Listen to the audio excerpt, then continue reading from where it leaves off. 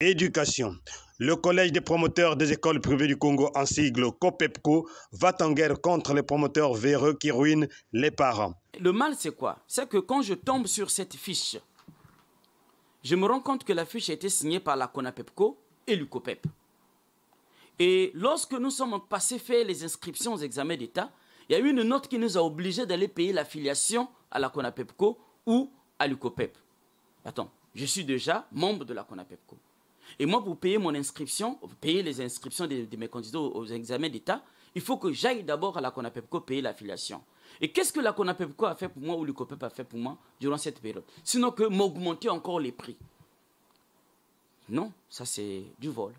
Et moi, je ne marche pas avec les gens qui volent.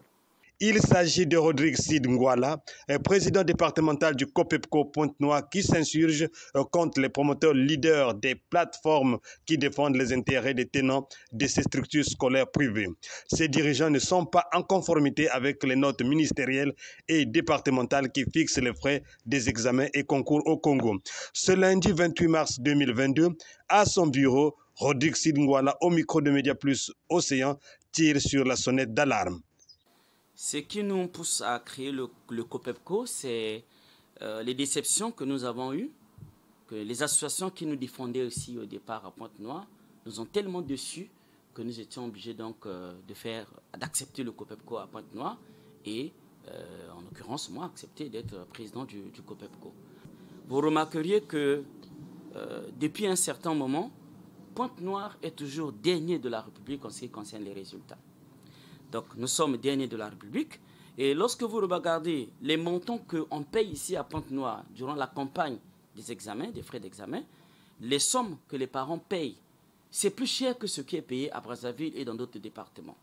Et donc, puisque ça fait mal aux parents d'élèves, ça fait mal aux promoteurs et aux directeurs, ben nous nous sommes dit, on fait confiance aux associations qui existaient déjà ici. On les remet notre dossier, allez nous défendre.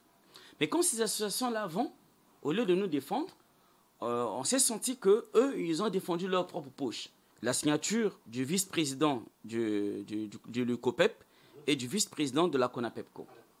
Donc, le bac, il nous demande d'aller payer 24 500.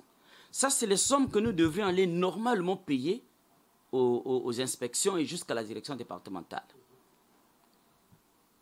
Alors, vous voyez, un promoteur, c'est à la base aussi un commerçant. On lui demande de prélever 24 500 pour aller payer quelque part le déplacement. Quand il va quitter ici jusque là-bas pour aller payer, donc il y a le risque, il ne va pas demander 24 500. Il va demander 35 000 ou 40 000. Et quand il va demander ces sommes-là, qui va souffrir en retour? C'est le parent d'élève.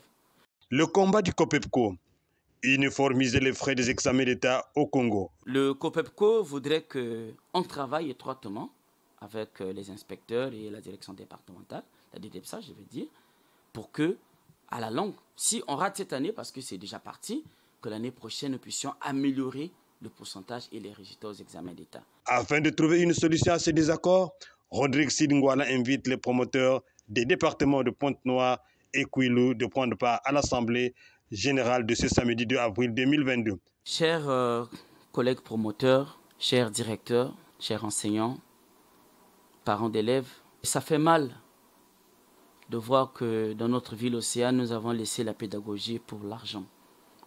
Je pourrais même dire qu'on a laissé la pédagogie pour la démagogie. Mais nous voudrions que nous puissions remettre notre secteur avec ses valeurs qui l'ont caractérisé. Nous sommes des modèles de la société. Les gens nous envient. Nous avons formé. Nous avons été formés. Nous voudrions que l'autre poumon de notre République, qui n'est autre que Pointe-Noire après Brazzaville, ne puisse pas continuer à souffrir et à pâtir. Parce que nous avons fait confiance aux gens qui ne pensent pas à l'enseignement, mais qui ne pensent qu'à leur propre poche.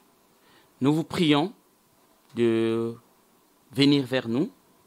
Le 2 avril, nous allons d'abord nous retrouver, que nous discutions. Il se peut qu'il y a des éléments que nous pensons, que nous avons vus, mais que nous n'avons pas vus. Mais que vous, parfois, de votre côté, vous voyez.